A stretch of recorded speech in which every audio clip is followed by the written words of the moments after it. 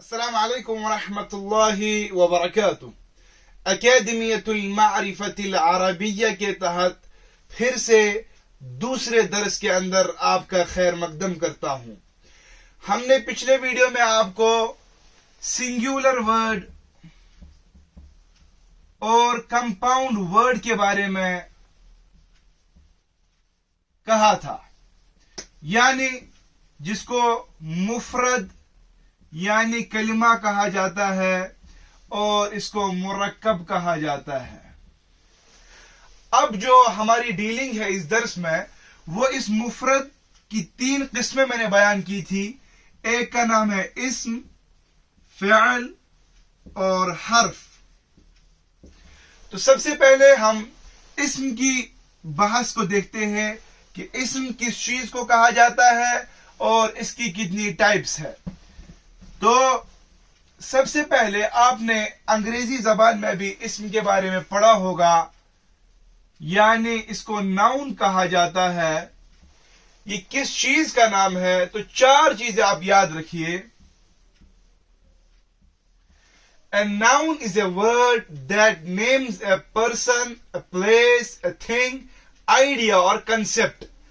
سب سے پہلے اس میں یا تو کسی شخص کا نام ہوتا ہے، یا کسی جگہ کا، یا کسی چیز کا، یا کسی خیال و تصور کا، جس کو ہم انگریزی میں پرسن،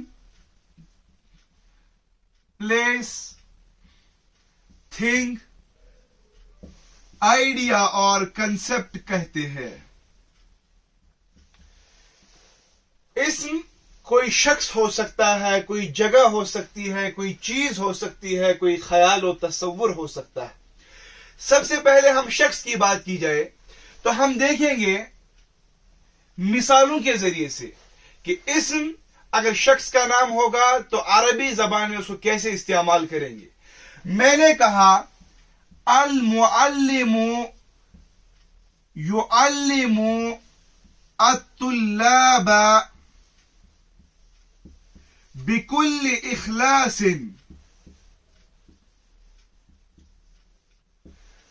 کہ جو استاد ہے وہ اپنے بچوں کو بہت ہی اخلاص اپنے اندر کے معافی ضمیر سے ادا کر کے بچوں کو پڑھاتا ہے۔ تو اس میں ہم نے شخص کی بات کی، اسم شخص کا نام ہے۔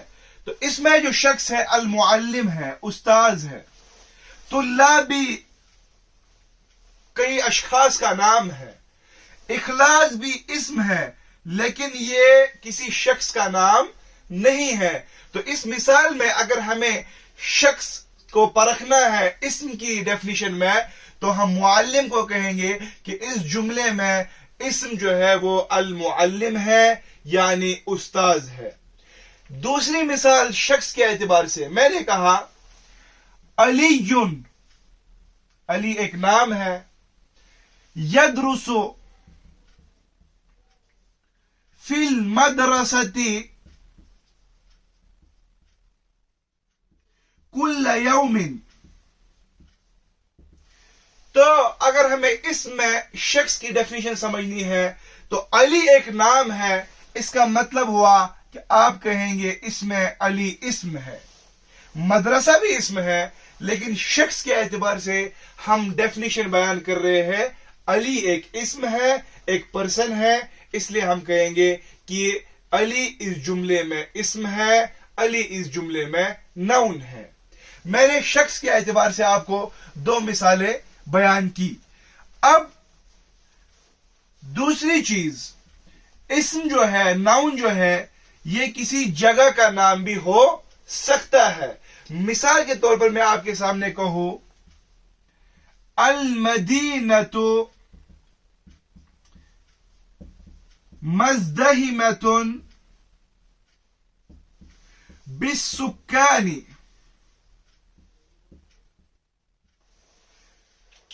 شہر لوگوں سے بھرا ہوا ہے، شہر میں بہت زیادہ افراد ہے، تو ہم نے اس میں شہر کا نام لیا، جس کو عربی زبان میں المدینۃ کہتے ہیں۔ ہم کہیں گے اس جملے میں ایک اسم ہے جس کو المدینہ کہتے ہیں۔ تو جگہ کے اعتبار سے ہم نے ایک شہر کا نام لیا تو ہم کہیں گے یہ اسم ہے. اسی طرح جگہ کے اعتبار سے اگر ہم دوسری مثال لے لیں، کوئی بھی جگہ لے لیجئے، کشمیر لے لیجئے، کنیا کماری لے لیجئے، کوئی بھی جگہ لے لیجئے، ہم عربی زبان کے اعتبار سے لکھیں گے الریاض. ریاض ایک جگہ ہے جو کہ کیپٹل ہے مملکت سعودیہ العربیہ کی. تو ہم یہ کہیں گے الریاض مدینۃ جمیلۃ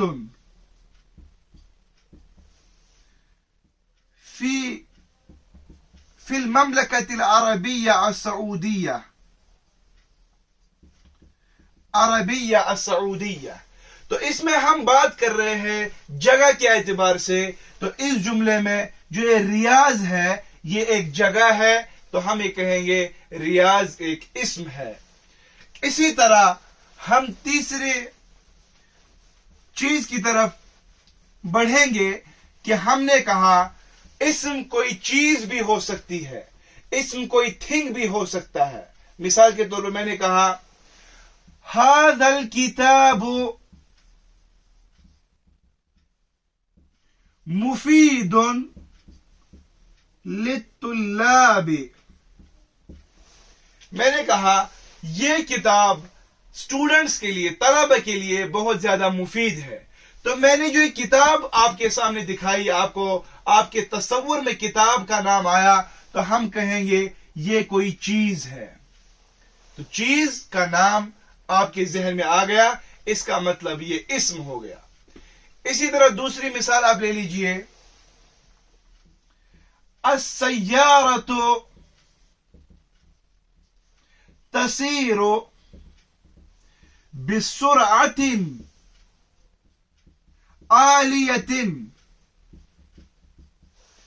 گاڑی بہت تیز چل رہی ہے، بہت زیادہ سپیڈ سے چل رہی ہے. تو آپ کے ذہن میں جو گاڑی آئی یہ کسی چیز کا نام ہے. تو اس جملے میں ہم اسم کی نشاندہی کریں گے. تو السیارۃ ایک اسم ہے چیز کے اعتبار سے، چونکہ چیز یہ اسم ہوتا ہے. اس جملے میں السیارۃ چیز ہے تو یہ اسم ہو گیا. اسی طرح آپ یہ کہہ سکتے ہیں کہ خیال و تصور بھی اسم ہو سکتا ہے. مثال کے طور پر عربی جملے میں الحریۃ حق، فریڈم جو ہے یہ ایک رائٹ ہے لکل انسان، ہر انسان کے لیے. تو آپ کے کنسپٹ اور آئیڈیا میں ایک چیز ہے اس کو کہتے ہیں فریڈم. تو یہ کنسپٹ ہے، ایک آئیڈیا ہے، تو ہم یہ کہیں گے یہ بھی ایک اسم ہے. اسی طرح الحب، آپ نے کہا الحب تو یہ ایک کنسپٹ ہے. یجمع بین القلوب، آپس کی محبت دلوں کو جوڑ دیتی ہے. تو آپ قلوب بھی اسم ہے لیکن ایک چیز ہے، لیکن ایک کنسپٹ اور آئیڈیا کے طور پر محبت، لو، الحب یہ ایک کنسپٹ اور آئیڈیا ہے، اس کو بھی ہم اسم کہتے ہیں. تو آپ یہ کہیں گے اس جملے میں اسم جو ہے الحب ہے. اور بھی جملے میں اسم ہو سکتے ہیں لیکن چونکہ ہم ایلابریٹ کر کے آپ کو بتا رہے ہیں کہ تصور جملہ، چیز اس کا جملہ، جگہ اس کا جملہ، شخص اس کا جملہ. اب ہمیں دیکھنا ہے، یہ ہو گیا، یہ آپ کے سامنے اسم کی بحث مکمل ہو گئی. اب اسم جو ہے اس کی ویریس ٹائپس ہے. اس میں سے میں آپ کو بنیادی طور پر بیسکس کے اعتبار سے 6 قسموں میں اس کو تقسیم کیا جاتا ہے. 6 قسموں میں. سب سے پہلے آپ دیکھیے، اسم کی پہلی قسم ہوتی ہے فارمیشن. دوسری قسم ہوتی ہے نمبرنگ. تیسری قسم ہوتی ہے جینڈر. चौथी किस्म होती है मीनिंग, पांचवी किस्म होती है तायुन और अदम तायुन, मतलब जिसको आप प्रॉपर और कॉमन नाउन कहते हैं डेफिनिट एंड इनडेफिनिट। और छठी किस्म होती है मॉडिफिकेशन